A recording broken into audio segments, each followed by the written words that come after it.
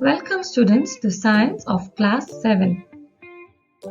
You have learned in Chapter 1 that plants can prepare their own food by the process of photosynthesis, but animals cannot.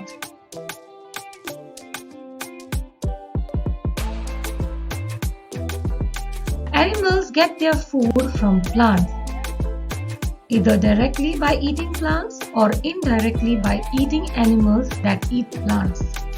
Some animals eat both plants as well as animals.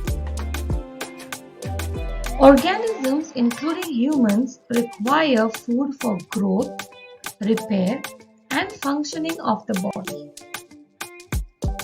Animal nutrition includes nutrient requirement, mode of intake of food, and its utilization in the body. Therefore, students, today we shall learn Chapter 2, Nutrition in Animals. The components of food, such as carbohydrates, are complex substances.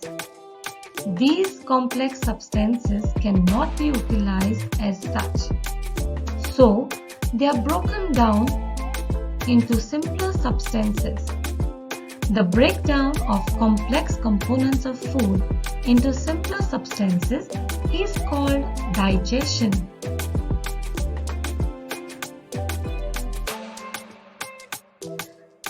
There are different ways of taking food. The mode of taking food into the body varies in the different organisms. Bees and hummingbirds suck the nectar of plants.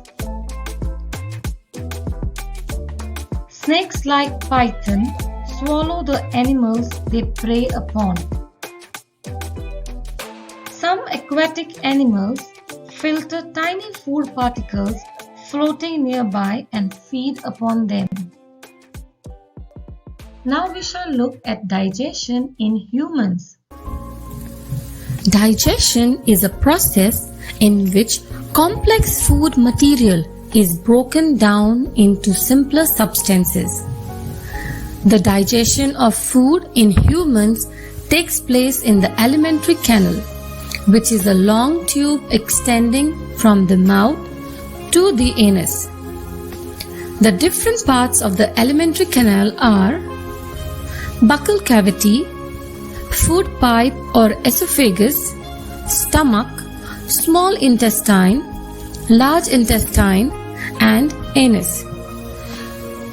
Two glands, namely liver and pancreas, also help in digestion.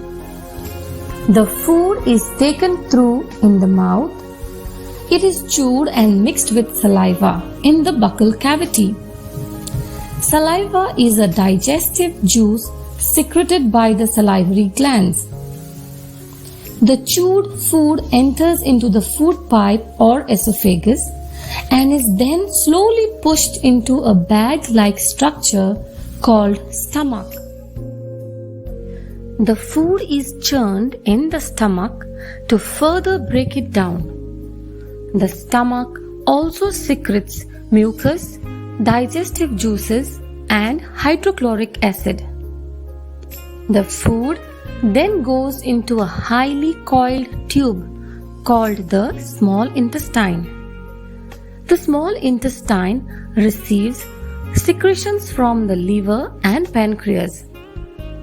The digested food is then passed into the blood vessels, and the undigested food is passed into the large intestine. The large intestine is wider than the small intestine. Finally, the undigested waste is passed out of the body through the anus. Thank you.